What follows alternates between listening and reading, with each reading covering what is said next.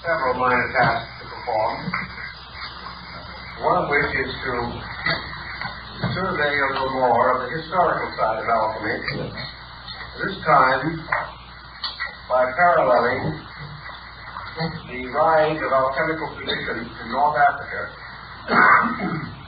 and its development among the Chinese. Chinese alchemy is quite different in spirit, methodology, from the European approach to this subject.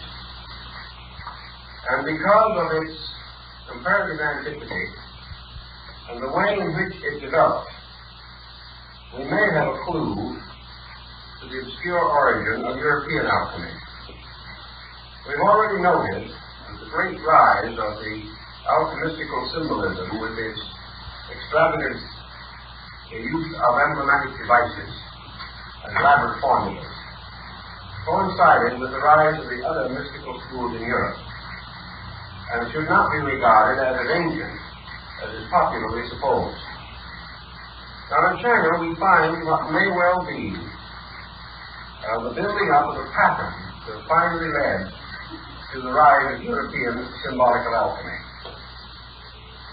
In China, this mystical art is associated with the cult of Taoism. So we'll have to examine for a moment Chinese philosophy, where in China, alchemy stems directly from philosophy, a link which we do not have in the West. We're not sure of the relation of these groups.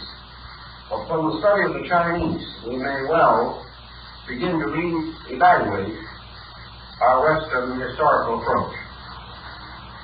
Taoism, arising as a result of the teachings of the obscure Chinese philosopher Lao Tzu, passed through three distinct stages in its development. The first, the philosophical; the second, the transcendental; and the third, the theological. These periods are roughly divided into about 600 to 700 year periods. Each of these sections would thereby correspond to something resembling 600 years of development and systematic readaptation. In the first 600 years of Taoism, the sect was essentially philosophical and essentially a very high form of Eastern absolutism. Lao Tzu was not only a mystic, but a very profound theist in his interpretation of the essential principle of Tao, or universal being. Hardly had Lao Tzu passed on before his followers, disciples, and several other Chinese scholars who became distinguished in the descent system began to expand and elaborate the essential principles which he had taught. This period of expansion resulted in several recensions of the basic text of the group and terminated about the beginning of the Christian era, or shortly thereafter. During this first period, we have a parallel with the first period in Buddhist philosophy, which was essentially a powerful ethical agnosticism. But gradually it became evident in popular usage that the abstract principles of pure philosophy did not have sufficient vitality for masses to result in any strong development of sects or groups. The pure philosophy was simply too deep for the average person and did not come close enough to his own living experience. Therefore, the gradual transition took place, in which a series of compromises by interpretation increased the romanticism of otherwise abstract mystical learning. So beginning around the 1st century AD and continuing till the 5th, 7th century, Taoism passed through what we would call a transcendental or purely metaphysical period. And it was in this period that alchemy arose among the Chinese. And it arose among these Taoist monks and scholars and sages we began to think as much in this manner concerning the essential teachings of the original master, the ancient master. If universal consciousness, which was the goal, was to be achieved by man, then there must be certain methods or means whereby this consciousness can be more closely associated with the human being. And the Taoists, taking the attitude based upon a very brief statement in the Tao Te Ching, came to the conclusion that Tao, or the universal life agent, the universal principle, existed in everything, but was more abundant in some things than in others.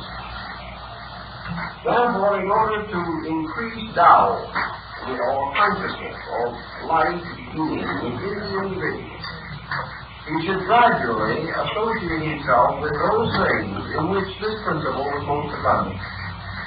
Become very close to the Paracelsian theory of movement, that certain living things had a larger share of this essential energy than other things. We believe that in a different way on a scientific level today. We believe, for example, that certain foods contain more nutrition than others. And to the Chinese, nutrition, the essential element of nutrition, or basis of it, was Tao, or life. Therefore, if we are a little bit unhappy today over overly refined sugar and overly refined flour and various homogenized dairy products, because we doubt their vitamin or vitality content, so the Chinese in this early period were speculating as to the essential abundance or deprivation of nutriment or nutrition within the various elements of food and the various means of concentrating Tao within the body of the human being. So they began to speculate like this. What are the principal ways in which energy can come to the person and be distributed throughout his body and nature, so that he may unfold or grow or come nearer to the full expression of his Tao content? And the Chinese came to several conclusions. They divided this field into three essential parts. The first they called breath. Now, the moment they began to talk about Tao and breath, they began to come very close to the yogic systems of India. They held in China that Tao was in the air, and therefore that to inhale was to accept Tao into yourself. This is the breath of life, or the living breath. Air in its eternal circulation was symbolical of the endless motion of the Tao principle in the universe. So the problem was to increase the intake of air, which they did by various disciplines. Also, through the development of esoteric arts, to use the will or the consciousness to distribute this air within the body, so that it could be more rapidly brought into direct contact with vital organs, nerve centers, and brain centers. They started in, for example, with a formula like this, that the disciple should start in by inhaling and then counting his heartbeat before exhaling again. He could start by inhaling, holding his breath, and counting his heartbeat up to 100, at which time he should exhale. By doing so, he would increase the duration of the energy principle from the air, which remained longer within him. Also, at the same time, it would gather more negative or useless material to be disposed of. In other words, the Chinese referred to this process as body cleansing through breath. They held that the sage, through practice over a period of years, could finally reach the point where he could hold the breath and count to 1,000, which would be quite a long time, probably 2 or 3 minutes. And also, during this period of time, would accomplish what they call body cleansing. Now, the second part of breath was the Tao is absolute rhythm. And you can estimate the parallel between, for instance, this Chinese policy and Western calisthenics. You can see a good Westerner get up in front of the window, open it up, beat on his chest, take a deep breath, and practically explode. This is our way of doing everything. It's not subtle by any means. But then the West is not subtle. But the Taoist was subtle. So he told them what to do. He said, before you do this breathing process, you should take a feather and suspend it on a very fine thread or hair about 6 inches in front of your face. And in the process of both inhaling and exhaling, you must not disturb the feather's motion. You mustn't cause it to swing or sway or move. In other words, you must both inhale and exhale very quietly, without any sense of pressure. You must not hold the breath until you burst and it all comes out with one fell swoop that will blow the feather across the street. You have to do this all very rhythmically, very subtly. There must be no obvious breath. There must be no obvious exertion. It must be gradually to bring this process completely within the control of the will, and the breath moves so quietly, so silently, so subtly, that only those who were well acquainted with the system could even detect that you were breathing. Thus breath becomes absolutely smooth, as the Chinese call it. And by so doing, you have less and less human interference with this motion or rhythm. So the breath was one way in which they sought to cleanse and transform the internal part of the body. Now, the second thing they recommended was, of course, diet. And in the case of diet, they had some very strange ideas. For example, the Chinese rejected all grain. Instead of wheat being the staff of life and all that type of thing, they rejected grains of all kinds, the 5 grains which they knew. They said that the grains were detrimental to Tao. They insisted mostly upon fruit and green vegetables and foods that were exceedingly light. They felt that any weight of food within the body, even though this weight might be of a very solid and substantial nutritive quality, was too coarse, too mundane, to serve the purposes of Tao. That the universal energy principle found in plants was most easily assimilable directly from a living plant that was uncooked, and that it was also assimilable from the plant itself, rather than from its fruit or seed. Therefore, the stalk, the stem, the leaf, the flower even, was more abundant in Tao than the final consummation of this plant in its fruit or seed. Because in the process of transforming into its final fruit or seed, a transition occurred in the nature of Tao, and it was not so readily available to the body. Thus the Chinese held that universal life could be quickly taken in to certain types of plants and plant life. And in their mystical speculations, they listed a number of food products which were definitely powerful in this element of Tao. Now, the third phase of their research dealt with what they call discipline. Having used breath as one means, having used food intake as a third, as a second, the third was the actual use of the mind and the consciousness itself to draw or collect Tao. We then come in again to a very mystical expression of their concept or doctrine. Not only did they use the attention of consciousness to draw this energy, but they then moved this consciousness throughout their own bodies, directing Tao and distributing it by a voluntary action of the will. But whether it was the food or the breathing or the consciousness, it all had to be very rhythmic, very subtle, with a minimum of action of any kind, a floating of life upon the surface of action. Never for a moment this tremendous intensity with which we associate activity in the West.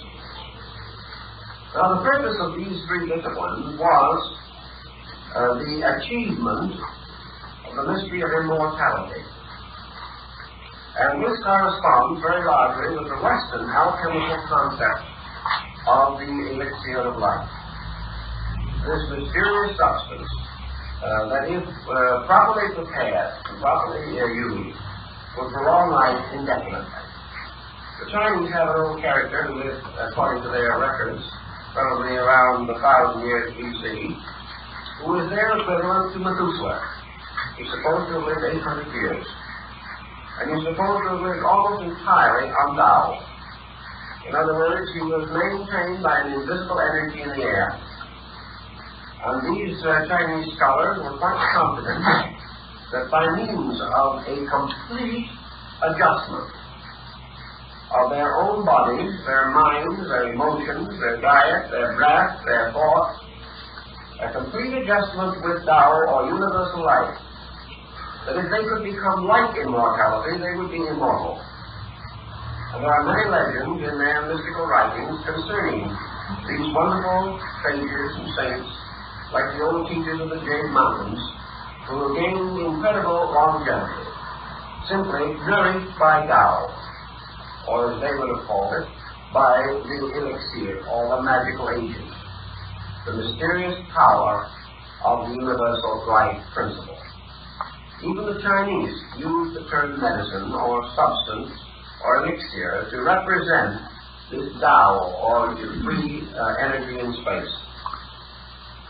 Now this approaches on a level of principle very close to European alchemy, except that yet we are not catching very many of the alchemical terms as we know them. The Chinese term for the universal medicine is very similar to the alchemical. But we do not have the paraphernalia, we do not have the retorts and the bottles, we do not have the laboratory and the bellows, and we do not have the elaborate alchemical or chemical formula symbolism which we have in Europe. But the end to be attained is almost completely the same. Now this was the first of their concepts in relation to alchemy, the possibility of the attainment of an eternal life, the medicine that heals all mortality, and when obtained by the mystic, makes him immune to the evils of the world. Not only is he protected against sickness and age, but he is protected against the evils of any creature that might attempt to attack him or endanger him.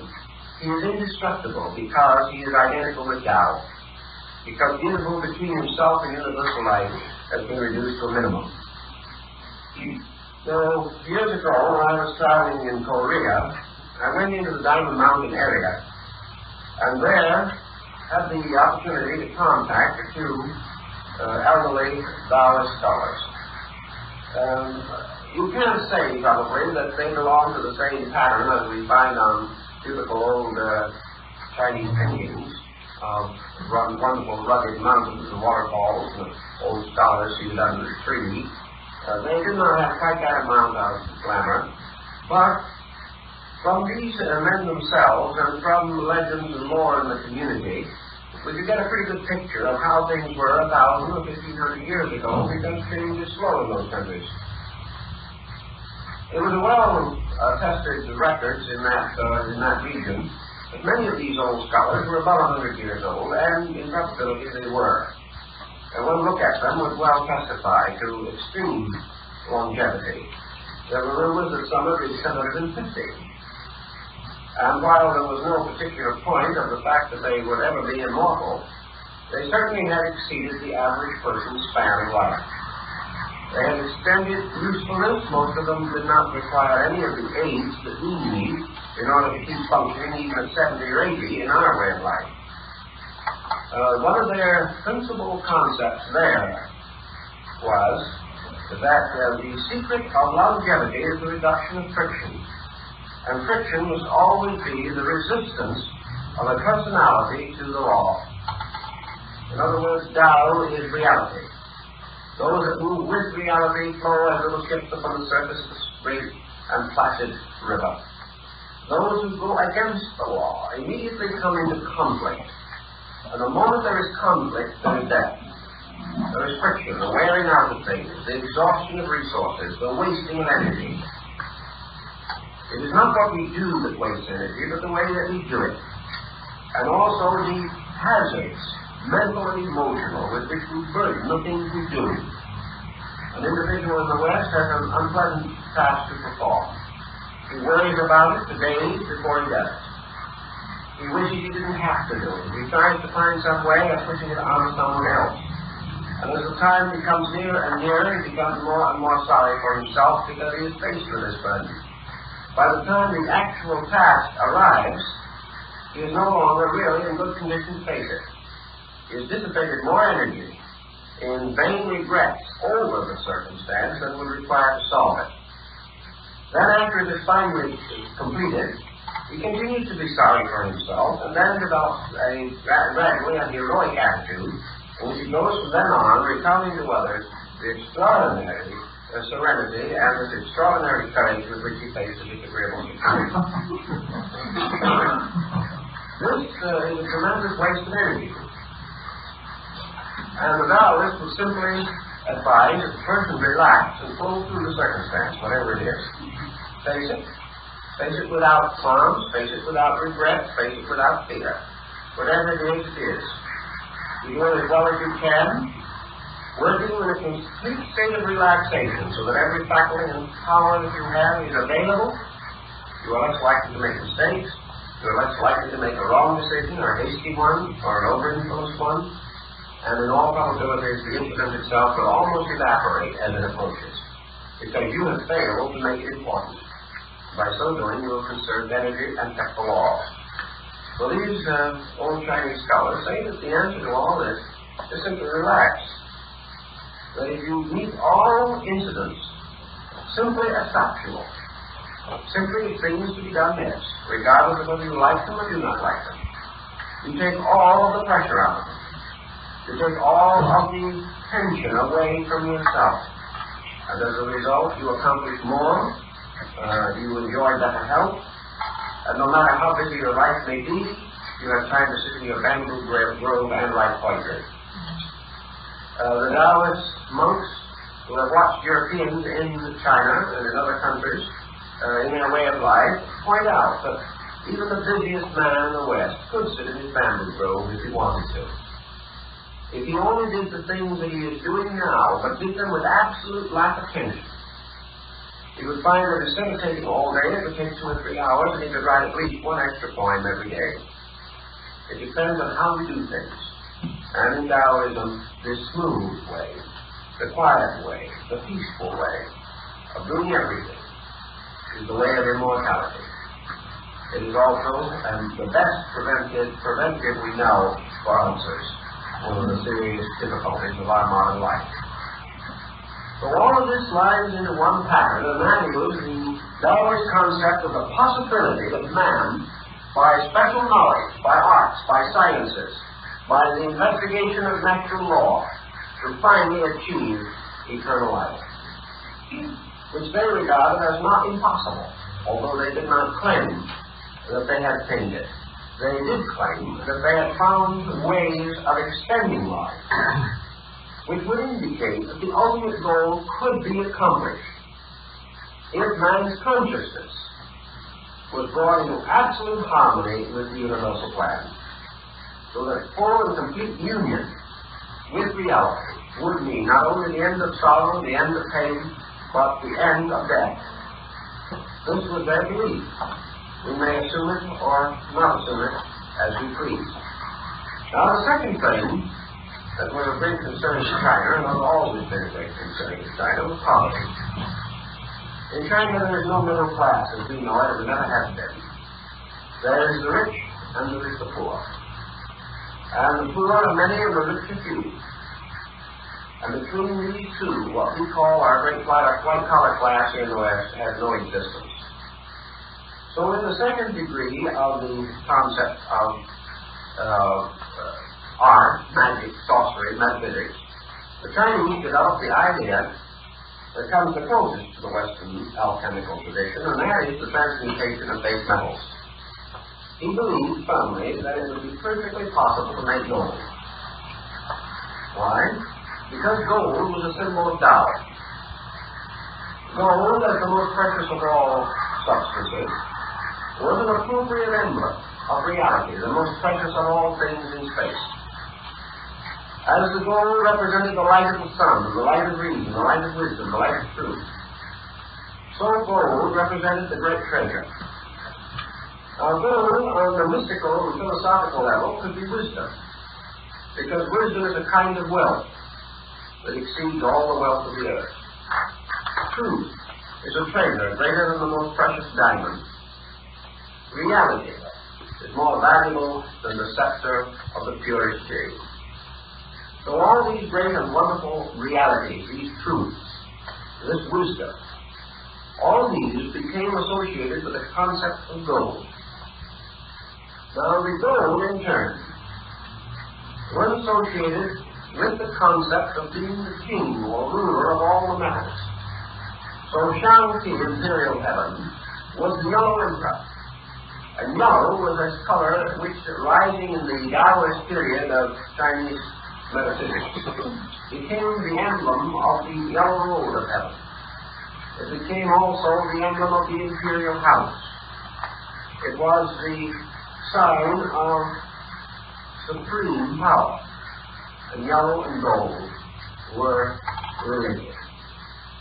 So to make gold, the Chinese began to develop a concept. If a man should live forever, or would live forever, the practical Chinese would say, there's no use in living forever if he's going to be poor forever. You just can't do anything. You can't get anywhere on that philosophy. And if you think about the Chinese for a moment, you will realize that with all their philosophy and all their art, they're very practical people. There isn't a person in the world shrewder than a Chinese merchant. Now, in China, of course, a well-fed person who shows a reasonable amount of rotundity is regarded as almost approaching a divine estate because there are so few of them. Therefore, one of their basic symbols for happiness in this world is to be fat. The fat person is happy because you cannot be fat without having something to eat. And in China, an individual who has something to eat is a superior man. He not only is most fortunate, but he must be most clever, or he wouldn't have found a way to get something to eat. So worldly wisdom, worldly power, worldly affluence, all has to do with food. And food, in turn, all has to do with money. So on the physical plane, the Chinese, being always a practical man, instead of doing what some of the Western religions have done, and that is develop methods of meditating for prosperity, he started to go into the transmutation of metals. And believe it or not, way back in that period, the Chinese hit upon mercury as being the most important metal or element in connection with their transmuting process.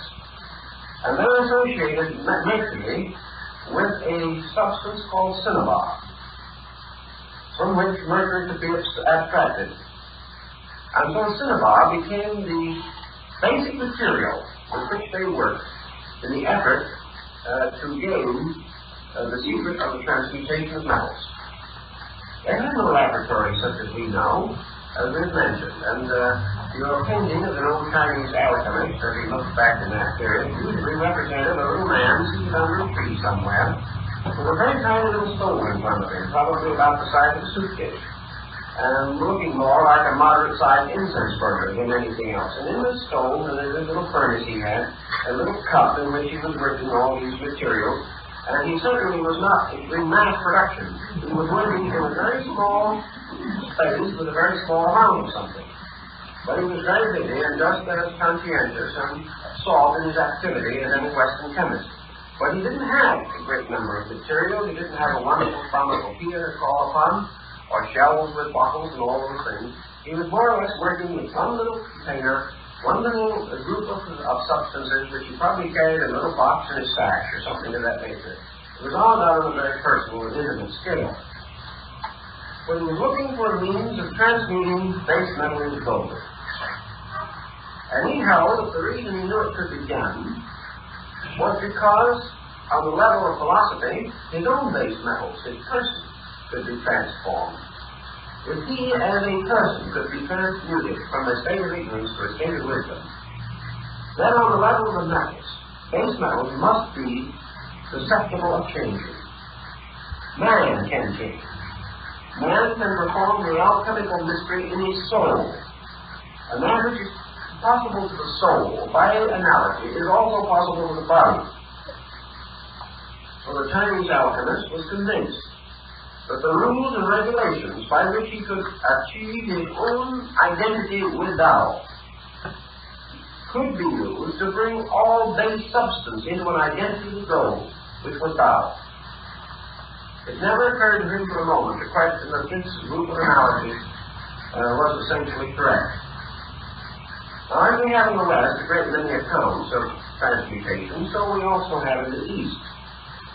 And there are many old Taoist hermits who are supposed to have been able to go on indefinitely, performing great and wonderful charities, and by means of the gold which they were able to manufacture. Now, there was another element that came in connection with this, and perhaps this had a bearing on it, although we're not too sure of all the elements involved. Unfortunately, we had as much knowledge of Chinese literature as we have of Roman. It would probably have changed across the Western civilization, but we don't have it. In the Taoist work, the problem of the production of medicines under magical formulas for the curing of various diseases developed very rapidly. The Chinese had a strange and rather eccentric group of medications, but they still were quite shrewd, quite wise, and quite gifted in their ability to treat many ailments for which we have no immediate solution. But in their medicines, one of the most important and priceless ingredients, particularly in their mystical remedies, was gold. Now, you know, as we all know, that it would probably have been very hard for Socrates to have gotten gold if he had wanted to do any chemical experimentation. He probably never had the price of one small Greek gold coin, or at least very seldom had it. These old chemists working with various medications in China were monks. They were poor persons who had renounced worldliness, so-called, to go into scholarship and study and meditation. Gold was for the emperor, not for the monks. Gold was not for an old hermit somewhere among the mountains, unless he happened to be fortunate enough to live in an area where he could maybe mine a little gold or pan a little gold himself. For the most part, he had no contact with these elements. Therefore, to him it was necessary to manufacture them. And there is a legend or tradition that the Taoists made gold for the purpose of their medicine, not for its own sake, but because they needed it as an ingredient in something else. Not being able to buy it, not being able to afford to get it, and not being likely to receive it as a gift under the economic conditions of China, they had to learn some way of making and manufacturing either gold or a synthetic material which had the same attributes. But in the course of their experimentations, they also manufactured synthetic stones. They manufactured synthetic jade and amber. They perfected a great many chemical formulas, as did the European alchemists, who gradually enriched the entire code of chemistry through their various researches in related fields. So we have the second of the two desirable things. One is the elixir of life. The other is the transmutation of metals. And the formation of synthetic stones, which is the equivalent of the philosopher's stone. So they were working on the same basic story, but they came about it a little differently. Taoism continued to exercise a comparatively powerful influence in China, especially in this metaphysical field, until about the 7th or 8th century, when it began to tangle with the newly rising strength of Buddhism. Buddhism had been introduced into southern China about the beginning of the Christian era. Some say slightly earlier, some say slightly later. But there probably was an impermanent foundation in the 1st or 2nd century BC and a permanent foundation about the 2nd century AD. So that Buddhism was coming in. And Buddhism was already also passing through a transition period. Buddhism moved into China about the time when it began to expand its own transcendental doctrines, moving from the philosophic foundations to its own metaphysical foundations.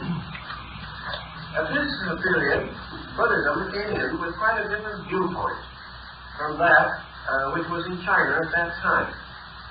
Buddhism also brought a certain amount of alchemical and chemical speculation with it from India, where for a long time scientific researches have been more or less intensively carried on.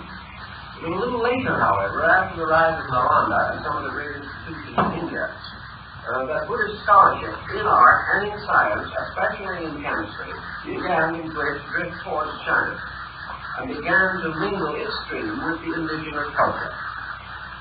Actually, there is not a great deal relating to what we call alchemy in the original Buddhistic philosophy. There is, however, a great deal about the philosophy itself, which is reminiscent of the original concepts of Tao and the Chinese belief in the possibility of man's final identity with an eternal state. But it was not in Buddhism so much an eternal life as it was an eternal consciousness in Nirvana. But in its transition from one part of the world to another, and the gradual rise of what is called the Northern School, or the Kala Chakra, Buddhism began to take on a great deal of transcendental culture. Until for the time it was centered in the northern group, the rise of Lamaism in Tibet, and the rise of the Great Vehicle, and the Pure Land sect in China. There was a lot of speculation going on, a lot of metaphysics drifting into the Buddhist philosophy. Buddhism, much like Gnosticism and Neoplatonism, had an absorbing quality about it. And when Buddhism struck the alchemical tradition in China and in adjacent countries where this tradition was developing, it immediately accepted it and imposed it upon its own doctrine. So that there came to be an alchemical or alchemistical interpretation of Buddhism also. And this particular phase of the subject is still very largely taught in the colleges of the Alahat sect in Tibet. And these colleges, among their other magical rituals and magical studies, include the transmutation of metals, the development of a universal medicine, and the indefinite prolongation of life. Now, all of these ends, as they were developed in the Chinese, would be rather inconsistent with Buddhist philosophy. But when Buddhism moved into a strange area where other philosophies were already present, they became mingled with them in a kind of alchemy of its own. And as a result, there are many doctrines now to be found within the northern Buddhist schools especially that have very little in common with the original teachings of Gautama. They represent the minglings of traditions from one school to another. Working with this, going even into Japan, where Buddhism and other groups, and even Shinto, have some alchemical tradition, we gradually observe the Eastern group to be concerned with alchemy or chemistry almost entirely on the level of a means or a method for accomplishing one of the three great purposes of European alchemy. And the two we have mentioned, namely eternal life and wealth, has a third added in the course of time. And that third is the gift of vision. It was very important in these systems that the neophyte or the disciple should eat of the peach of eternal foresight. In other words, the power of immortality implied with it also a complete and eternal knowledge of all things happening everywhere, an ability to mentally announce the future, to examine into the deepest secrets of the world and of life. And therefore there had to be some mysterious elixir of vision by which the entire mystery of life could be unfolded to the fortunate possessor of this wonderful substance. There's another interesting phase of this in the Taoistic concept that also mingled later with Buddhism, and that is that somewhere in the mysterious hinterland of things, there is a place where the genii, or the spirits, or the immortals dwell. There is a mysterious, fabulous land far beyond the reach of the average person. And here, the wonderful beings whom we see in little figures of porcelain and bronze and wood today were supposed to have an actual existence.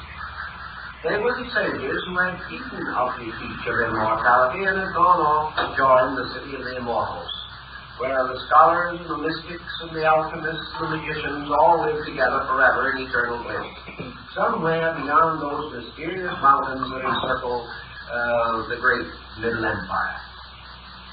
So your would-be alchemist, your mystic to come, believe definitely in the intercession of those who had already achieved the mystery.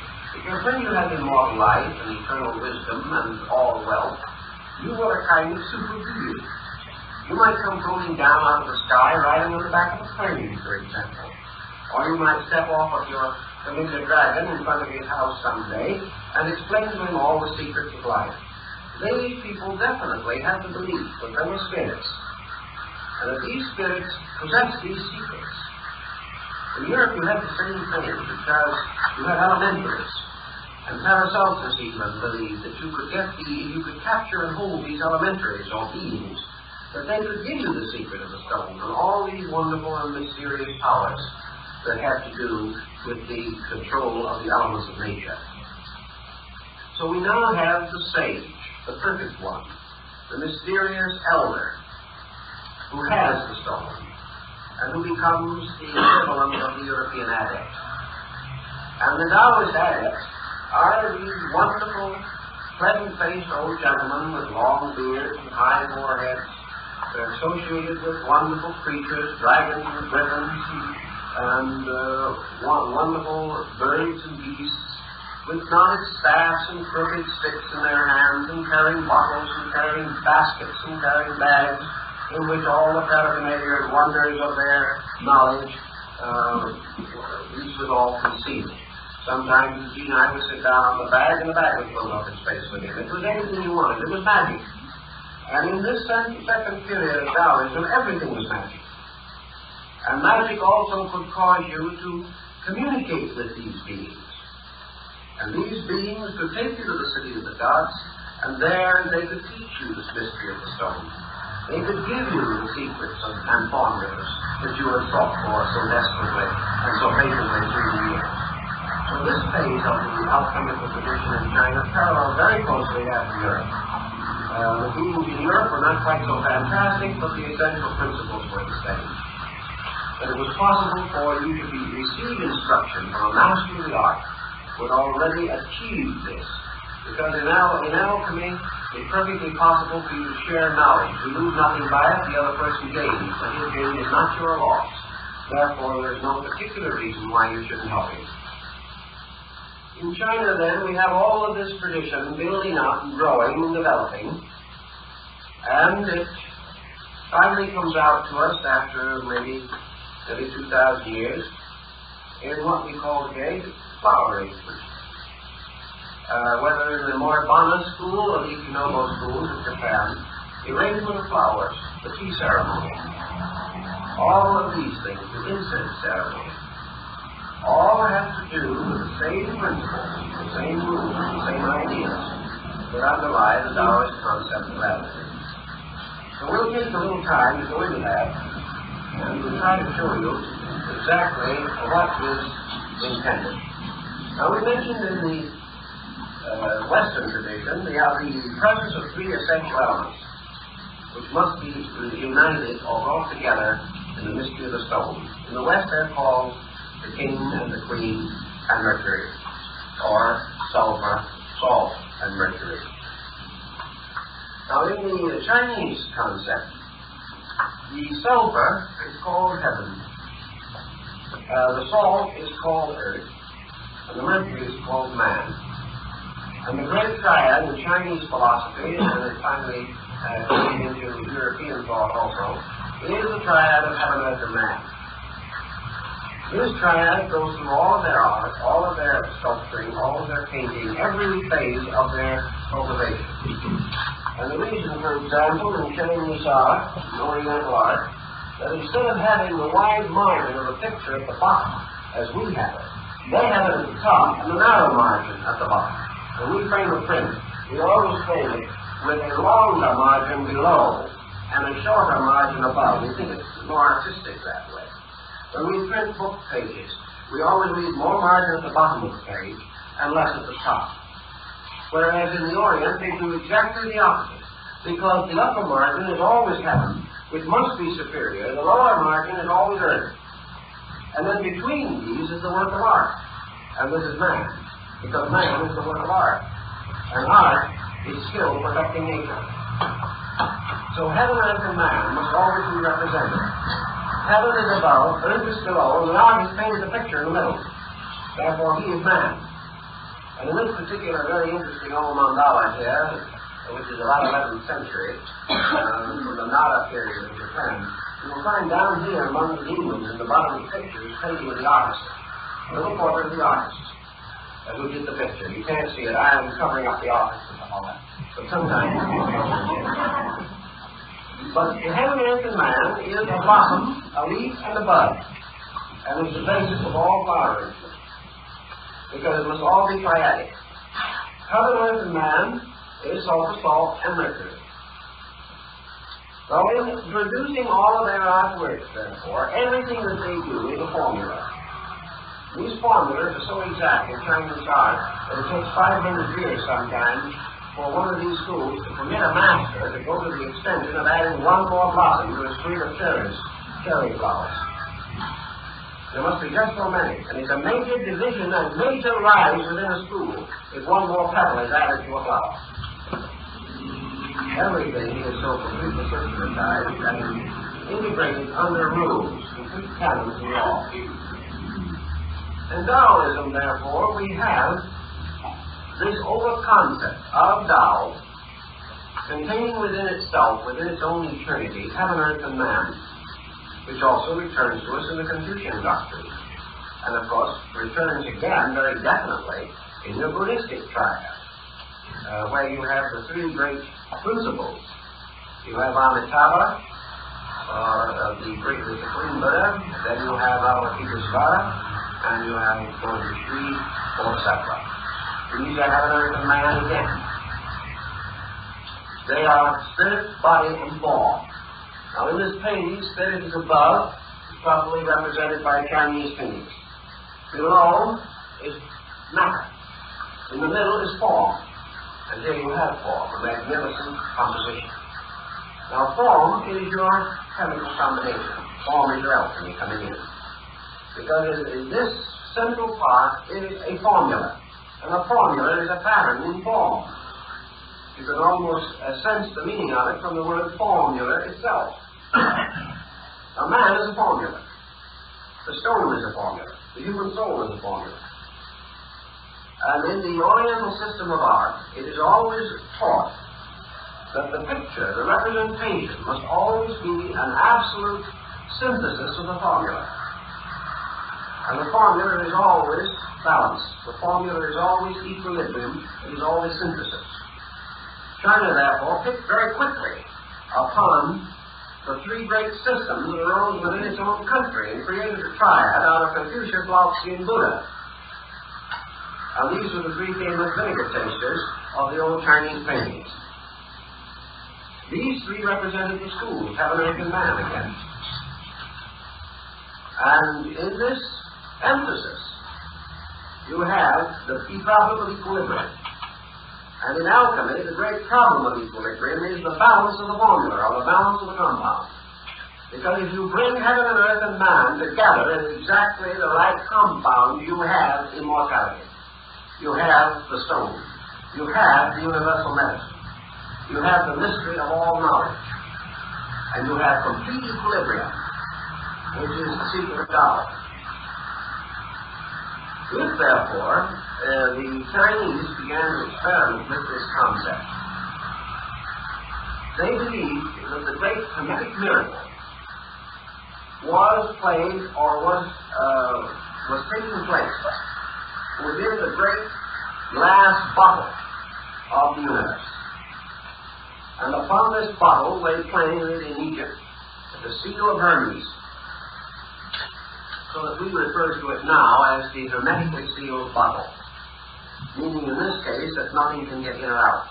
But originally it merely meant that the bottles used in medicine and science were stamped with the mark of Hermes as a sign of the purpose of the experiment and also as a proper sign of medicine or the healing art. Within the great bottle of space, the universal or eternal experiment was taking place. This experiment was the generation between heaven and earth of man. Now this generation did not mean man just as a human being.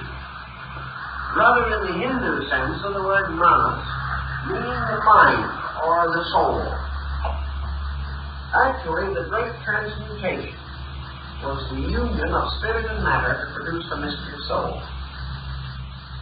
A man, because in him, of all creatures visible and knowable to us, we have the only obvious example of soul.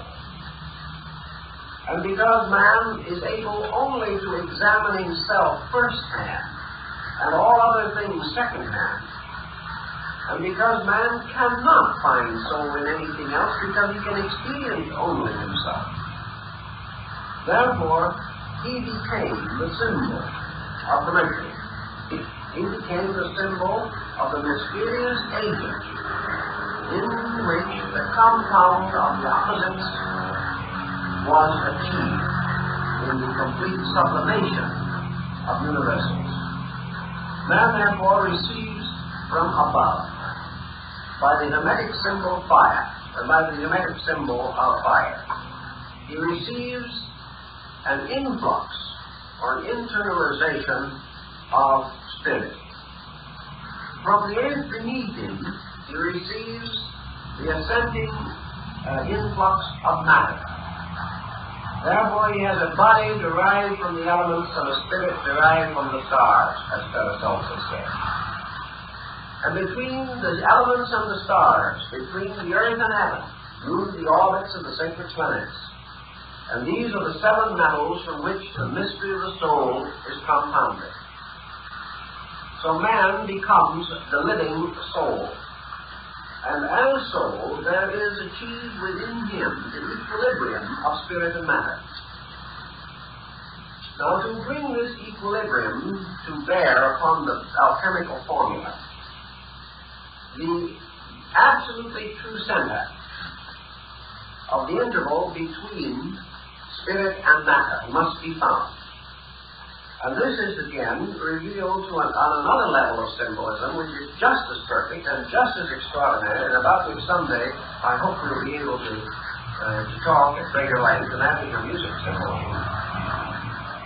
Pythagoras sketched a monochord between the orbit of the fixed stars or heaven and the surface of the earth or the elements. And he caused this chord to be marked along its way with frets to break the chord or to break the string of the one stringed instrument into the harmonic intervals. And he placed one fret in the exact center of the string, by means of which he secured the mystery of the octaves. And in so doing, he placed this fret in the position of the sun in relation to the solar system, the way the ancients studied it, so that he caused the absolute point of equilibrium of tone to correspond with the body of the sun. And he caused this in man to correspond with the spiritual nature of the heart. And this sun, therefore, we come to again in alchemy. And from the salt and sulfur, the opposites, mingling together, we have in spirit united to matter the middle distance or meridian of form, the octave point on the thread or cord. And here we have the sun, which is the focal point of the world form being the perfect compound of spirit and matter. Now, as the sun occupies this mysterious central point, the sun is therefore gold, because the sun is produced alchemically in space by the mingling of the opposing elements. And all the great work of heaven and earth is achieved in the production of the sun, or gold, the core of the great world of metals. In this way, the philosophy of alchemy says that wherever there is absolute equilibrium, there is a sun. And that all planets and all other bodies are off balance. Wherever there is the sun, there is equilibrium. And the moment this equilibrium occurs, the sun becomes creative and causes to move from itself a series of unbalanced polarities and forms a solar system.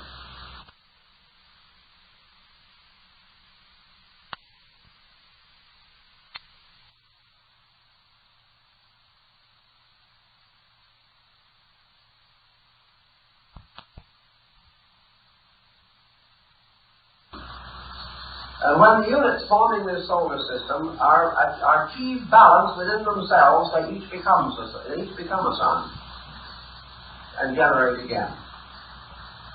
Now in man, the Chinese say, he receives his spirit from imperial heaven, the yellow emperor.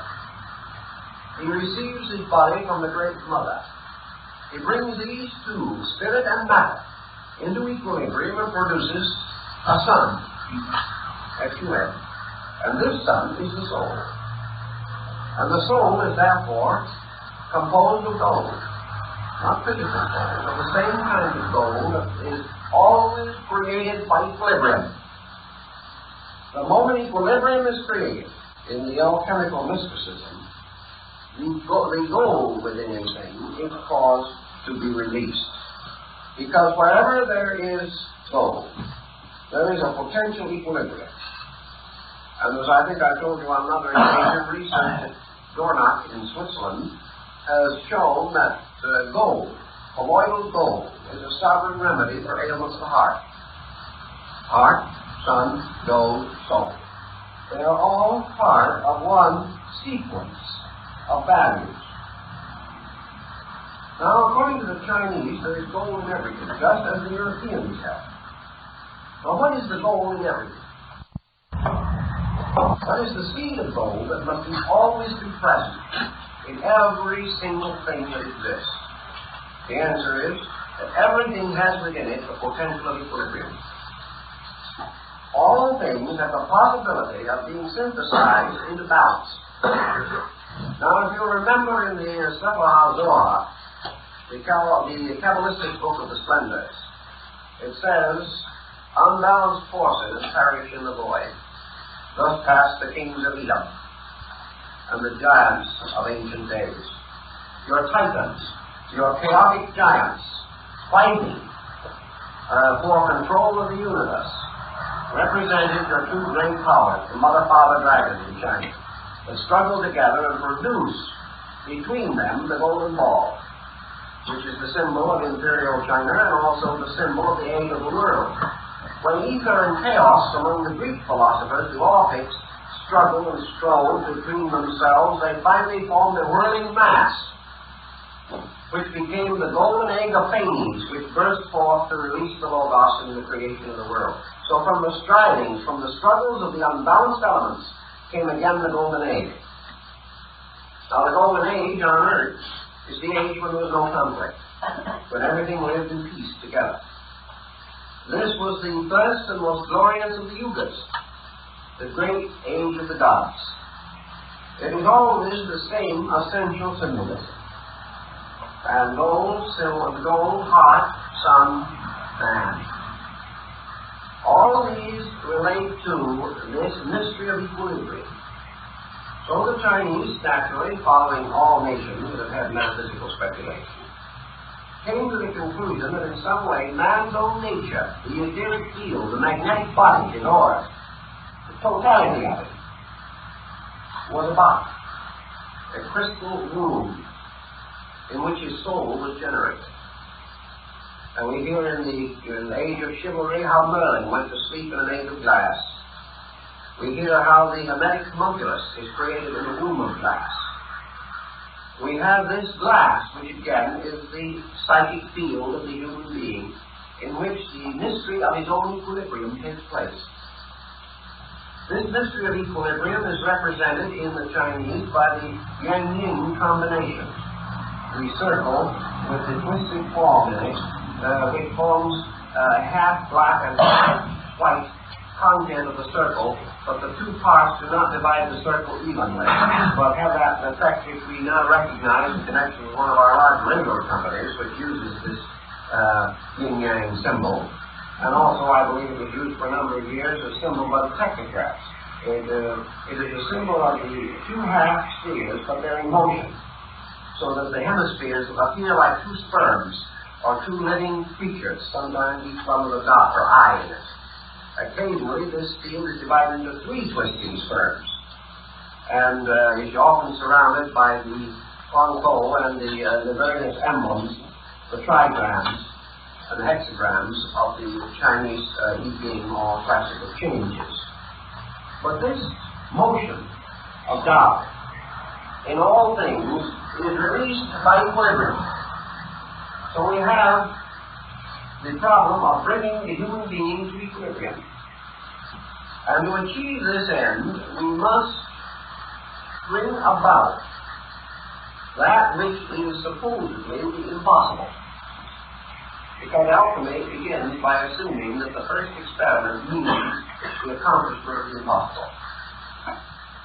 And that impossible, as we mentioned in one of the other talks, is to make fire burn in water and water support the flame. It means that we have to achieve the absolute unification of two utterly divided factors. In alchemy, they say, well, it is done because heaven and earth are man and woman. And man and woman unite and produce the sun. They produce fighting. By their union, they release Tao, and Tao becomes a new being and lives. Therefore, the absolute polarities can come together and do a generation, both physical and spiritual, is under the same rule. But in the problem of man's achievement of the soul, he has a spiritual seed, a spiritual profundity, a mystery that is completely free in space, the unicorn that can only be captured when the virgin ties her scarf to his horn. This absolute motion must therefore come into absolute reconciliation with that which is absolute stasis. That which is immovable must meld with that which is ultimate and eternal. Spirit and matter, good and bad, life and death, dimensions, up and down, in and out, must all come to an absolute neutrality. So how is this to be accomplished? There's only one possible way in which it can be accomplished, and that is by an art which is capable of dominating and perfecting the work of nature. To achieve this art, then, in the case of man, the hermetic adept must appear. The mystery must be solved through the recognition of the formula of the complete transmutation. Now, in the Chinese philosophy, this formula is stated somewhat differently from the way that it is stated in Europe. And this formula in Chinese philosophy is something like this. The human being has an inside and outside. These are his opposites. Halfway between the inside and the outside is a focal point, which he calls self. Therefore, self, or ego, is a movable point somewhere within the chemical field of the mingling of internal and external. Self is sustained from the outside, by the sensory perceptions which are constantly contributing to its existence. Self is sustained from the inside by the descent of consciousness into specialized fields of action. So this self moves with the individual. It is a wandering point. When I look at something, I move myself into that thing. I stand in front of a picture and I enjoy it very much. Myself has gone out enjoying the picture. After looking at it for a few minutes, I get tired of that and I think of myself again, and it goes into my pocketbook perhaps and stays there for a little while to make sure that everything is safe and sound. Then after a few minutes more, it has another little bit of vagary bestowed upon it. It travels elsewhere. It travels off into something I want to do. I want a vacation next summer, so it goes off and joins the pine trees up in the mountains somewhere while I look at it. Then the self comes back and thinks a little bit about the job it's supposed to be doing to make a living here. Then the self drifts off and identifies itself with family and friends and children and begins to worry about them. Then the self picks up the new daily paper and at this moment identifies itself with the stock exchange. This self is forever moving upon the focus of its own point of awareness. If I have a pain, myself is there. And that is why it hurts. If I have two pains at the same time in different places, myself is hopelessly confused and forgets to hurry to either one. Because it cannot divide. If I stub my toe, myself immediately anticipates and visualizes the process of falling. When I'm hungry, myself goes out and wraps itself around the concept of food and begins to draw it towards me like a little amoeba, something of that point, or a gastropodia of some nature. But myself is forever in motion. Today myself has a new idea, and I think Emerson is the greatest philosopher who ever lived. Next day I find out that Emerson had a bad disposition, so I move over, and my philosophy centers on Immanuel Kant for a little while until I find out he took 10 years to propose to a young lady, and that doesn't sound like very good philosophy.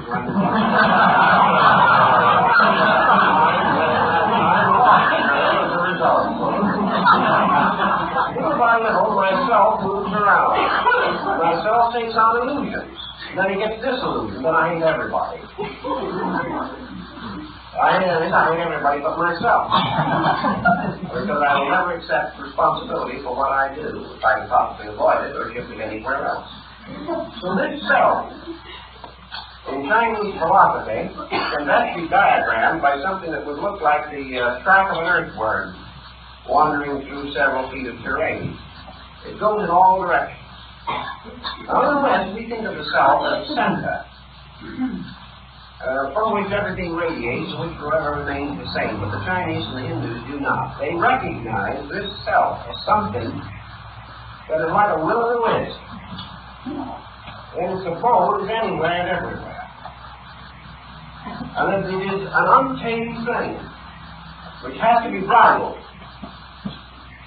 And it has to be captured and held and trained, like the wild horses of the gods, or no one can ride it. And that in this wandering around from here and there and everywhere, there is no balance.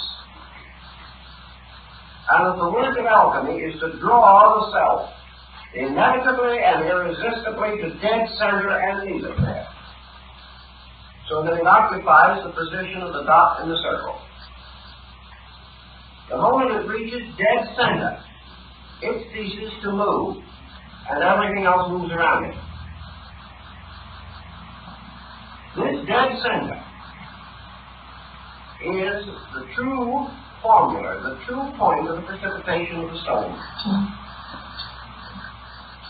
Now, how to get this true dead center involves practically every system of philosophy that we know. We recognize at least 7 great systems of philosophy and religion, religious philosophy for the most part, descending from ancient times. These, each of them, corresponds to the talisman or figure of one of the 7 planets. For the 7 religions and philosophies radiate the truth just as the 7 planets reflect the light of the sun. Therefore, the religions of the world are a series of formulas, of metals, which are involved in this transmutation. And whether we like to believe it or not, the essential principles of all these seven must be used to project the stone, because all these elements must release the diamond core which is in them. And the world, in its search for the transmutation of the world body or world form into the world soul, must and has achieved all that is achieved through the alchemy of the transmutation of the seven planets or the seven great religions and philosophies. They are all part of the same formula, approached on a different level. So here we have man surrounded by his seven sensory perceptions, five active and two latent. And we have him trying to transmute the wanderers, which is the meaning of the word planet, and bring them into a focal point. And in this focal point to generate the diamond self.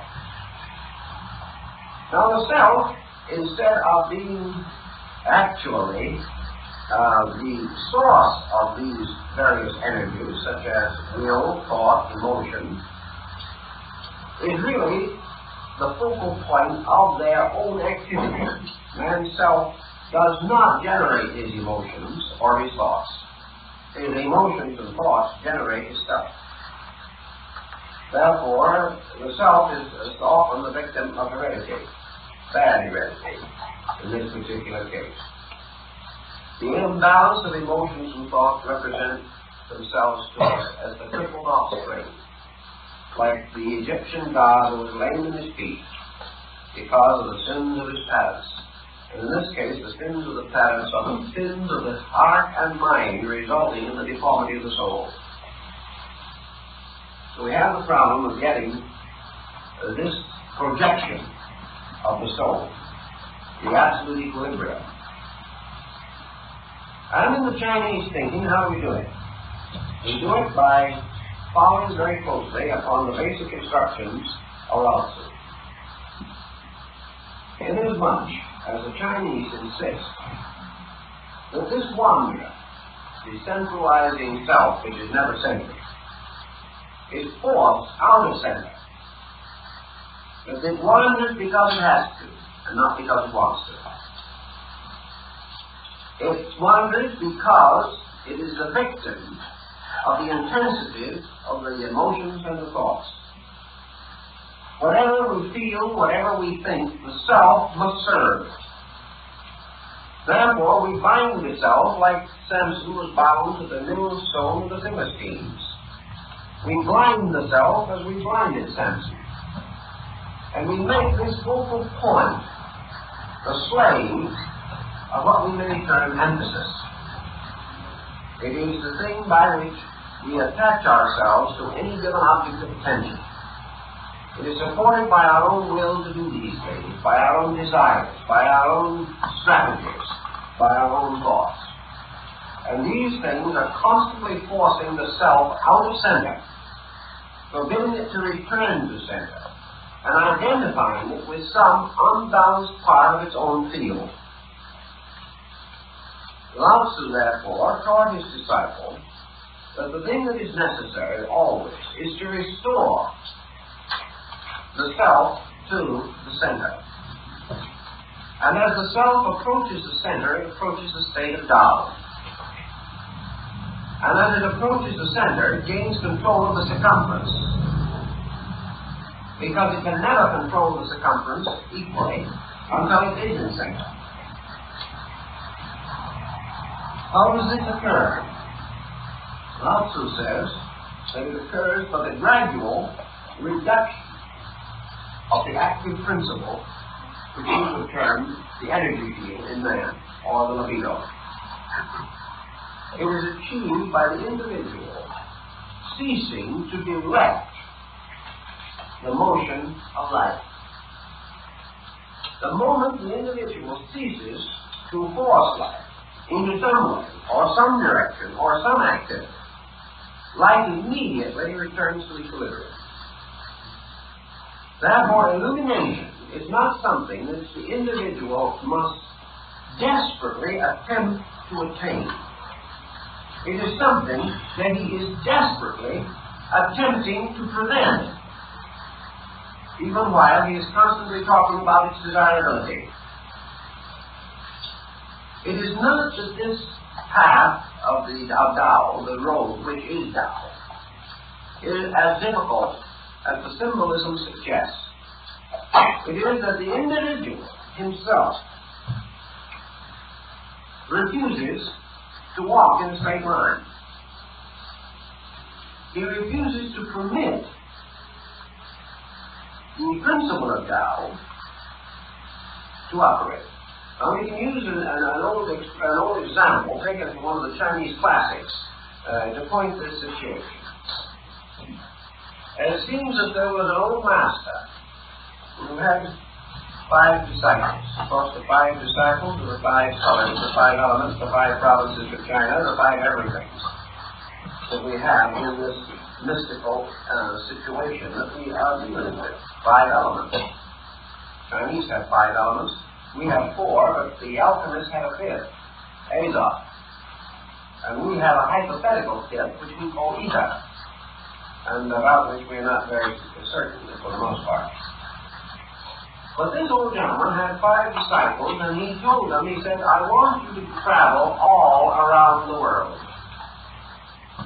and return and tell me what you have seen. Well, in his day, that was quite a task.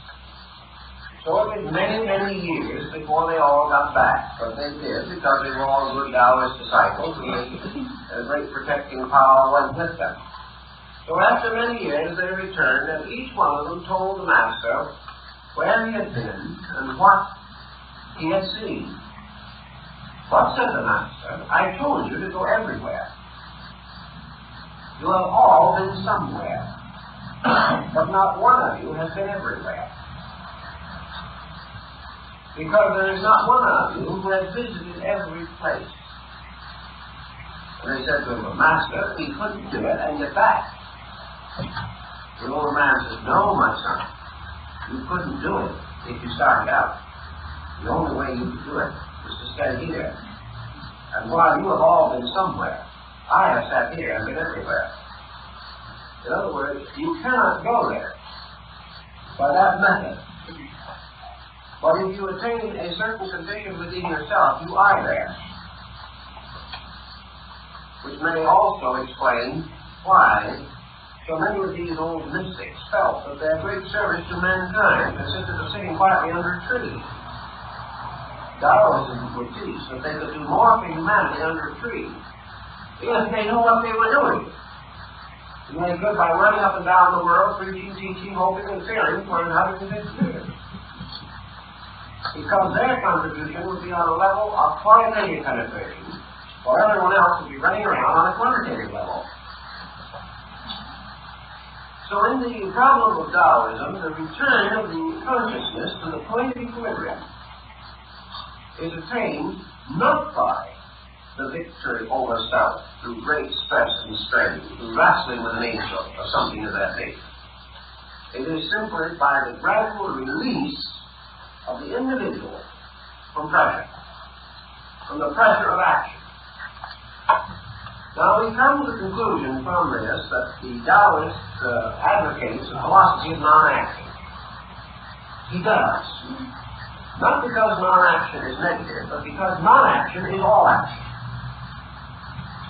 There is no possible way of achieving absolute motion without passing through the state of absolute transition or transcension of motion. Alchemy says you can never unite the elements in their outward form. You have got to reduce them to essence before they can be caused to mingle. Therefore, you can never, by any process that we know, take the various elements of the personality and force them into the union to produce the stone. Before they can be created into the stones, they must all die. Paul says, unless the seed dies, it shall not live again. And Taoism says that unless action dies, the individual can never achieve absolute action. can never achieve absolute motion, or the complete motion of Tao. To achieve this, therefore, he must transcend motion. And in so doing, he attains absolute motion. And there is an analogy which he gives of the axis of the wheel and the rim. And that actually, the axis is the only point in the entire wheel that has achieved absolute motion, although the rim is moving there more rapidly. The axis is the only part that is in absolute equilibrium. So Taoism is absolute equilibrium. And in the attainment of it, by the reduction of spirit and matter to their basic elements, to their basic principles, by the complete separation of them from action and inaction as we know it, they precipitate the motion of Tao, which is absolute action. And this is the absolute stone. This is absolute light and absolute immortality and the universal medicine and the absolute source of wealth. Because all these things depend entirely upon the individual achieving absolute balance within his own consciousness. When he achieves that balance, he then generates, he then achieves the creation of the crystal homunculus. Because out of that balance, the union of spirit and matter within himself, he forms his own psychic system, his own psychic nature. And he becomes a living soul with a spiritual core and a new transcendent nature or transcendent being, as the Chinese call it, within himself. This being is like the Taoist scenery. It goes everywhere. It rides on the unicorn. It rides on the dragon. It is absolutely free from fetter and bond. It achieves everything by becoming completely free of everything. It is the only free spirit in space. And it is the only thing that cannot die. Because death is always unbalanced and conflict. And if these two cease, there can be no death. So the diamond soul of Northern Buddhism, which supports the world, Vajrasattva, is the same thing, the same principle again. Buddhism has the same essential symbolism in the tremendous dynamic inaction of its religious art. The majority of your Buddhist figures sit serenely upon the blossoms of a lotus, with their eyes half closed, in complete posture of repose. Symbol of transcendent action. Symbol of the experience of Buddhahood.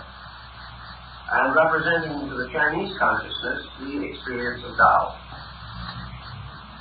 Now, once Tao has been established within the individual, and his inaction becomes dynamic from within, every motion, every action, every manifestation of himself has to be with absolute rhythm.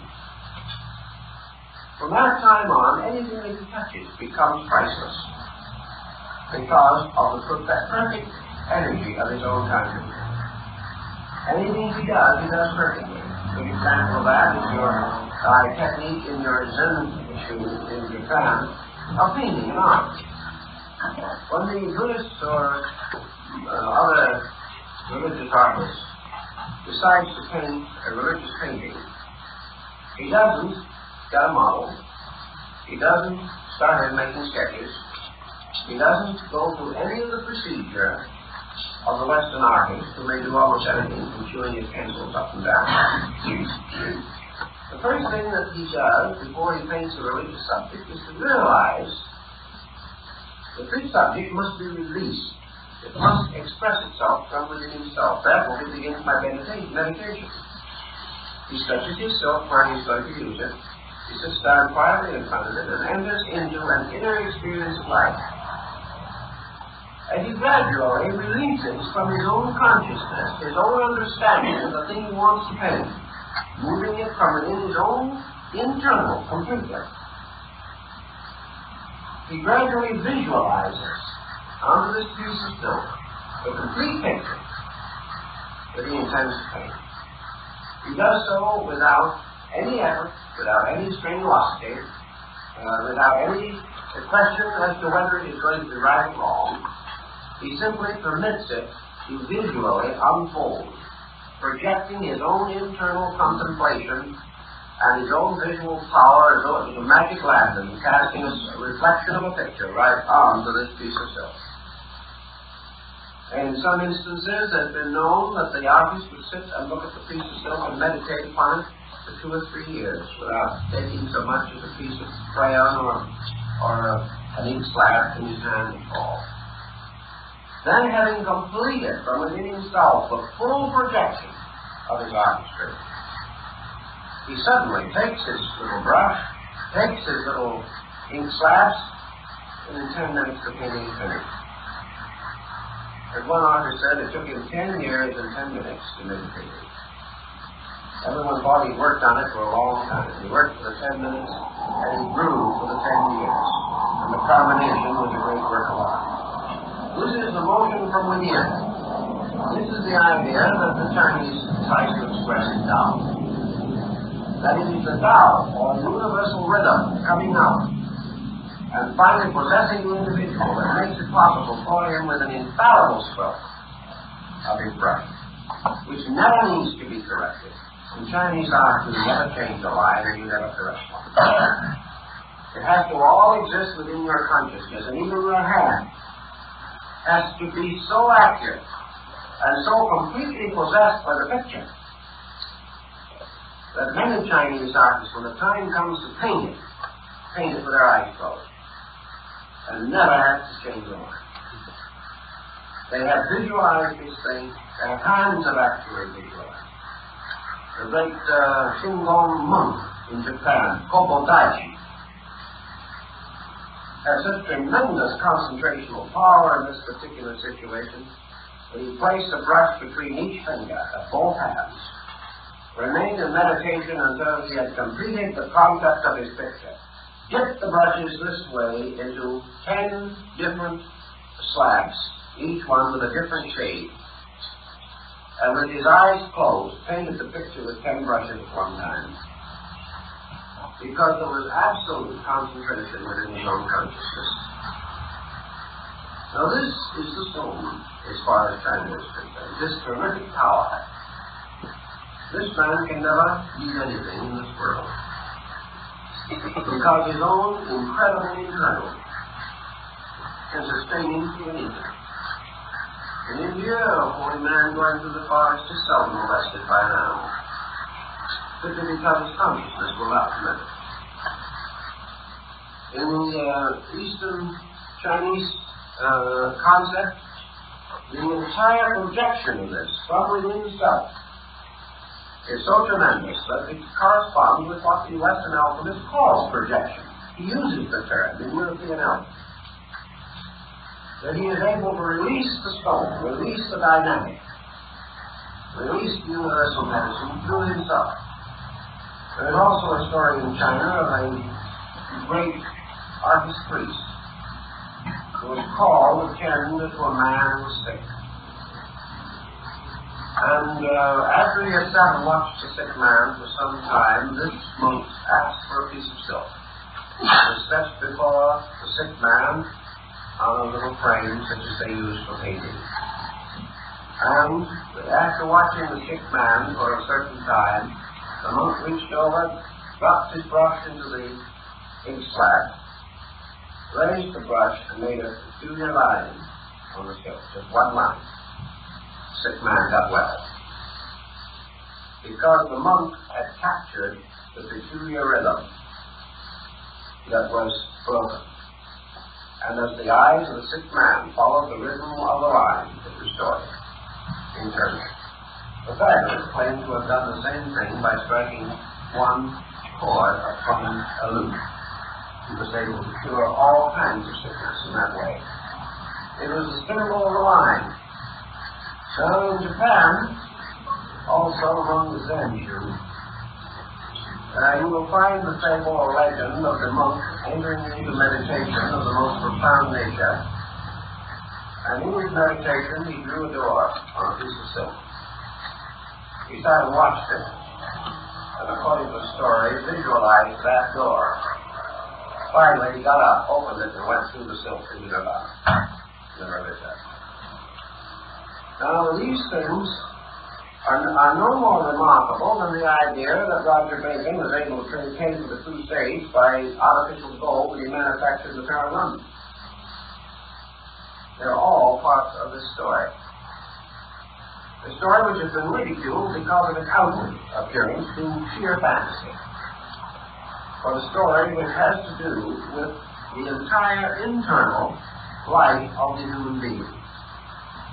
A life which is controlled by the centralizing of consciousness. Daruma, the patriarch of Zen, had an episode in his life that is a little reminiscent of the story we find in the New Testament.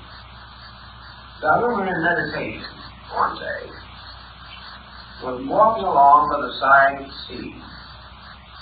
And after he was long in his meditations, he suddenly sort of came out of this trance-like condition of ecstasy in which his mind was one with the infinite, and suddenly, to his amazement, observed that he had walked out several miles under the surface of the water. The moment he realized he was out there, he sank. For as long as his consciousness had been held in complete suspension, he didn't know it. He didn't see it. They also tell many similar stories about the power of this internal. Now, once he says this power is real, that it is possible to achieve this tremendous victory over phenomena by the complete integration of the luminal part of the internal nature. This constitutes not only a victory over the world, but a victory over the great cyclic laws which control the activities of the unenlightened. Buddha is said to have risen victorious over the power of the 7 planets. In the same way, the alchemist transmuting the 7 souls which make up his psychic nature and attaining complete transcendence over them and causing them to form the diamond soul, or the great adept self, achieves complete release from any limitation conceivable to the human mind or emotions. Therefore, he is completely without stress or strain. He is without tension. He is without negation. He is without any imbalance within his own nature. Therefore, like space itself, he is immortal. This was the Chinese concept of the transmutation, and I believe that the European concept, under the symbolism, were practically identical. There is no question in the world that this symbolism moving into the news influenced Arabic thinking, and much of our so-called chemical speculation came to Europe from Arabia and from Iran and from other areas in that general region. These chemical and physical chemical experiments are interesting for another reason. Which came first? Was alchemy the mad mother of chemistry, as some would have us believe? Or did physical chemistry arise from man's gradual recognition of great symbolical patterns within his own psychic nature? Is chemistry one of the expressions of the soul itself, interpreting itself through the symbolism of medicine and chemistry, and to a certain degree in philosophy and mathematics, all of which are involved in this subject? I am inclined to think that the alchemical symbolism arose out of man's own psychic recognition of these laws, and that man, attaining to a degree in sleep the relaxing from tension which he does not experience in daily living, that in sleep and dream phenomena he comes a little nearer to the threshold of this equilibrium. Sleep is probably a kind of equilibrium on a negative level. It is a kind of transcending of action. Therefore, sleep, death, initiation in the mysteries, all these were always carried under one group of symbols. Sleep was always a symbol of death. Death was always a symbol of initiation. Because it represented a transformation, a complete change of polarities.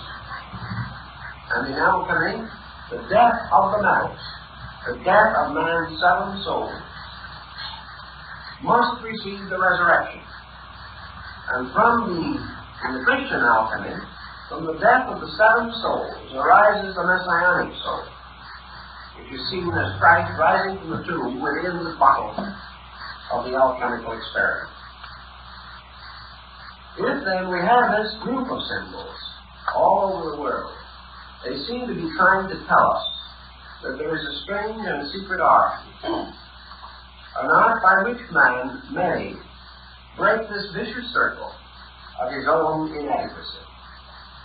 And whether we call this alchemy, or whether we call it Raja Yoga, or whether we call it mysticism or Sufism, or whether we believe it to be the religion of the dervishes, or Platonism, Gnosticism, or orthodox, whatever we call it, it is all dealing with one thing, and that is the projection of the diamond soul.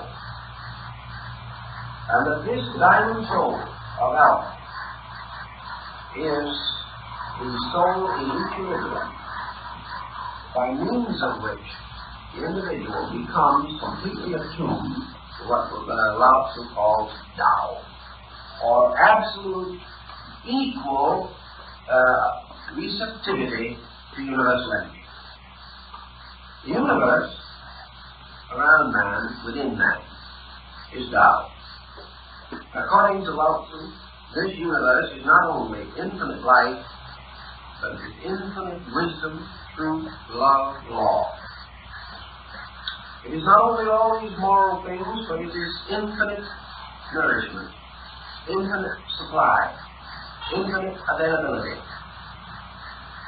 Everything that exists consists of Tao and nothing else, because there is nothing else. Everything that changes is Tao changing some appearance of itself. In its numerous and multiform appearances, Tao seems to be many things, but in its essence, it is one thing. Man, using the faculties which he has on the level of mind and emotion, looking at the universe, sees many things, but does not see Tao. Yet each of the many things that he sees is Tao. Therefore, he can say Tao is white. And you can also say Tao is red. You can say that it is sky and earth, that it is water and air. You can see it in the eyes of his child. You can feel it beating within his own breast. All of these things are Tao. But because of his nature, this Tao is infinitely broken out. And he can also see the phenomena of two things outside of himself in war with each other. He can also experience two feelings or two impulses within himself at war with each other. Therefore, he experiences through the division of his own faculties Tao as infinite diversity. He comes to it from an Aristotelian point of view. He cannot see the tree full of leaves. He cannot see the city full of houses. He may go so far philosophically as to admit that all these houses are part of the city, and that all these leaves are part of the tree. But in consciousness, he is experiencing the many leaves and not the tree, because that is what the faculties reveal to him. He looks out and he sees 10,000 stars, but he does not see the one star. For that star must be born within himself, shining out of the east of his own soul. He sees all these things, and he is profoundly moved by it. And he says, God is wonderful. God is glorious. God is beyond estimation, because God can maintain all these things. And that there is an infinite power somewhere that can keep these thousands of millions of worlds radiant brilliant and rotating and revolving in their mysterious orbits in space. Therefore, we come to the concept of deity as infinite immensity, absolute power, tremendous authority. But always there is the star and the earth. There is the water and the moon. There is man, there is hunger, there is death. The man lives in this tremendous experience as within a great vessel. And he knows that he is living in a world of absolute energy. Yet he must work with this energy to transform it so that it will work in a combustion motor. He must work with it another way in order that it shall work within his own body to maintain him. He is living in a world in which energy is available, but must be constantly conditioned and changed. He finds it also possible to die of starvation in this world of absolute food. He finds it possible to die of ignorance in a universe of absolute wisdom. He finds it possible to die of loneliness when he is constantly in the midst of everything that lives. These are because he has not experienced God. Because he has experienced only the manyness. He has never experienced the tremendous dynamic of the dying self, or the soul. So gradually, through the experience of manyness, he begins to recognize the necessity of reuniting broken parts. And he creates formula. And formula is nothing but a method of achieving an end, a scientific method for accomplishing a given purpose. So he has in his great esoteric systems like Buddhism and in the teachings of yoga, Vedanta, and Taoism, and many others, he has the disciplines, the formulas for the shifting of this sense from manyness to oneness, from the experience of God as all to the experience of God as one, a one which contains the all, or the experience from the experience of God as infinite action to God as inaction, which is supreme action. Now, our concept of action and inaction is that when action happens, we're doing things. When inaction sets in, we're not doing things. The Chinese say that's no, that is it. That's because we are looking at it from our level. The truth of the matter is what we call action is the supreme inaction in space, and what we call inaction is complete action. Therefore, that the motion is not from action to inaction as positive to negative, but from action to inaction as from negative to positive. The Tao and Tao alone is positive action. Why is it positive action? Because it is the only action upon which all things depend and which in itself depends upon nothing. Everything that lives because of Tao. And yet try and find Tao. Try to find this complete suspension of action. Try to find Tao as the teacher. It will never speak. Try to find it as the friend. You can never embrace it. Try to find it as nutrition. You can never put it on a plate and eat it. Tao is infinite. Therefore, the experience of Tao is the experience of infinite. And the individual moving towards supreme action finds that absolute action is absolute experience of infinite. And all else, comparatively, is inaction. Thus, internal action is supreme and external action is comparatively unimportant. The only reason we have to run up and down is because we do not know where we are going and would not know if we got there.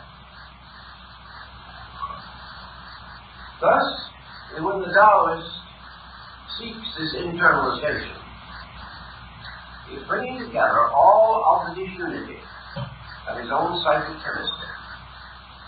He is reintegrating the seven souls to form the great soul.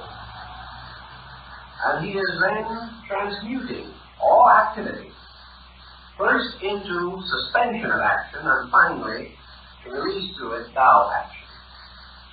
He calcines or burns up or exhausts all of his own personal actions. And out of the ashes of this, by palingenesis, he causes the flower of gold to grow. Or, as in China, the little peach tree of gold, upon which are the blossoms and fruit of immortality. Out of the complete calcination of all of the negative aspects of action, he releases Tao through action. Tao is the tree. In the Chinese formula, when man ceases to make mistakes, the great virtue operates. And it cannot operate until he stops making mistakes. So, wisdom lies in ceasing to make mistakes. It doesn't lie in knowing all. It lies in no longer breaking laws. And then this state is reached, this state of equilibrium. Then the gold grows. The seed of the soul is quickened by the suspension of action or by the reconciliation of broken parts. And immediately it grows. Benny gives us the same story in the Mysterium Module. The tree of the soul rising from the root of gold is nothing but Tao growing up from the seed of equilibrium in human consciousness. And when this has been achieved, this tree also carries the 12 fruits which are for the healing of the nations. It is the tree of life. It is the sacred soma plant. It is everything which is for the nourishment of all that lives. But when this tree blossoms within the human soul, then we have the wonderful tree of the metals. We have the wonderful tree that is guarded forever and guided within the secret garden of alchemy, in which there are many drawings and figures of the ancient books. And also, in a strange way, this is the very peach tree under which Lao Tzu was born. Because it said he was born under a peach tree. Well, now everyone assumes that this is merely a little historical episode gathered from somewhere. But the tree under which he was born is the tree of immortality of the Taoist paradise. And no one seems to pay any attention to that at all. So that when he was born, they didn't name him Lao Tzu at that time. They named him Little Peach Tree ears, because he had very large ears and was born under a peach tree. Now, why did he have very large ears? Because Taoism is a religion of very large ears and a very small mouth. Lao Tzu lived and taught for many, many years and left only 5,000 characters behind him to summarize his entire philosophy. Taoism is not a philosophy in which you do a great deal of talking. It is a philosophy in which you are forever accepting into yourself, not giving up. But in accepting into yourself, you prepare for the release of the splendor of the sun. For once this tremendous jewel of immortality is cast within yourself, you burst into a sun. And from that time on, your rays warm and preserve all life. And you become the parent of another order of life. And a new series of peach trees rise in the garden of immortality. And having achieved this, and having perfected oneself in it, according to the Taoist theories of the transcendental period, not the original period, Lao Tzu does not have this particular concept, but it followed in his teaching. After the achievement of this adepthood, after the wonderful mystery of the soul has been perfected, then the old Taoist adept goes off to seek the land of his brothers and lives forever with those, like himself, who have made the transmutations. Now, in the Greek legends, I think we can see pretty well what happens, what it meant. For what happens when the Greeks achieve great heroism and then die? Why, the gods always pick them up and make constellations up. They were always set in the sky, and therefore you have stars named for all the heroes and nymphs and all the wonderful beings. The crown of Semele was taken up after death, and the chair of Andromeda was taken up, and the winged horse Pegasus went up there. Everybody became a constellation after they had made good, so to say, in whatever their problem might be. So the old Taoists, when they got through, they went up to heaven and became stars. What is the star? Just another symbol of the diamond soul. It is just another symbol of the radiant sun around which a new order of life is going to grow. Because when men cease moving around the center, they cease to be planets and become suns. When human beings cease to move around their own centers, they cease to be wanderers and they become sages.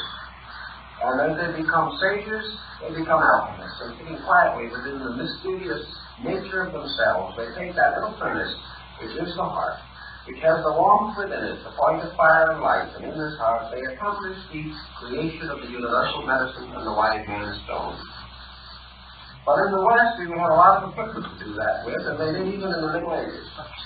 Because we have never yet realized, as fully as the Asiatic has realized, how subtle these things are, and how always the symbolism is internal, regardless of the fact that we insist on building a laboratory and setting aside $50 million for the research.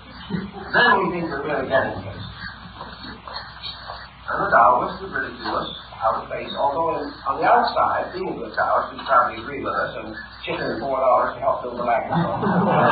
Because he feels that it would be quite necessary to answer the fool according to his folly. But in the alchemy itself, it is all this internal mystery of man ceasing to be a planet and becoming a sun, ceasing to be a base metal and becoming a star, ceasing to be a series of separate parts, each struggling for supremacy, and uniting these parts through their death and resurrection, that they may all become the vehicles or manifesting centers for the dissemination of Tao. For when this complete equilibrium is reached, in the silence and the mystery where all parts mingle, where the seven colors unite to restore the white light, in that center Tao moves through. And moving into manifestation transforms man. For a planet is one who is moved by the sun, but the sun is one who moves the planets. And the spiritual source moves other things and is itself unmoved. But those who have not achieved this source are forever moved and have great difficulty in moving anything themselves. So in alchemy and the Chinese viewpoint, it is this creation of equilibrium and the release of the eternal, growing into the tree, bears upon it the three great mysteries: life, immortality, longevity, and eternal wealth. And this is the great treasure. This is the treasure of the Arabian Nights entertainment. This is the treasure that all men come to seek, and to which they turn after all other treasures have failed. Now, there's much that can be discussed about these subjects, but I think this is perhaps a little Oriental slang on the Western subject. It may help to make this a more rounded out series of discussions. Well, I think time.